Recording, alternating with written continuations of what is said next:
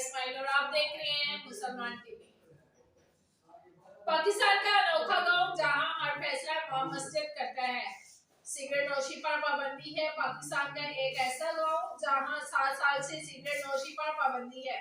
تفصیلات کے مطابق ضلع فیصل آباد میں واقع مامو کانجن کا ایک نواحی گاؤں 493 گاؤں میں گزشتہ 7 سال سے اور تو دور کی بات ہے کسی دکان پر سگریٹ تک فروخت نہیں ہوتے۔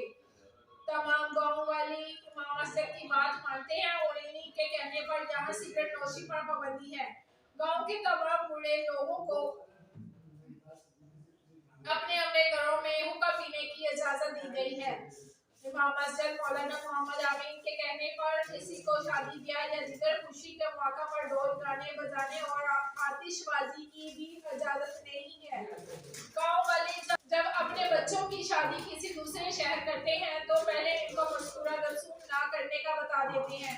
گاؤں میں ڈی ایم اے کے خاکروب نہیں ہے اور گاؤں کے نوجوانوں نے اپنی مدد آپ کے تحت آلال ویلفیئر سوسائٹی کے نام سے تنظیم بنا رکھی ہے جو تمام سماجی فلاحی کام بہت اچھے طریقے سے انجام دے رہی ہے۔ لڑائی جھگڑے کے تمام معاملات گاؤں کی مسجد میں بیٹھ کر حل کیے جاتے ہیں۔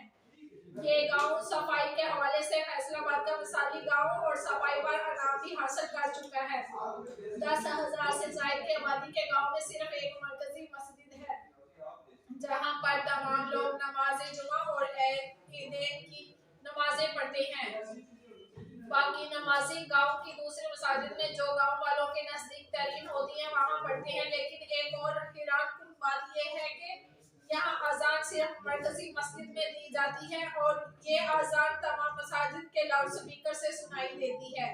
اس گاؤں کے لوگ امام مسجد کی باتوں پر عمل کرتے ہیں، یہی وجہ ہے کہ یہاں پر سگریٹ نوشی پر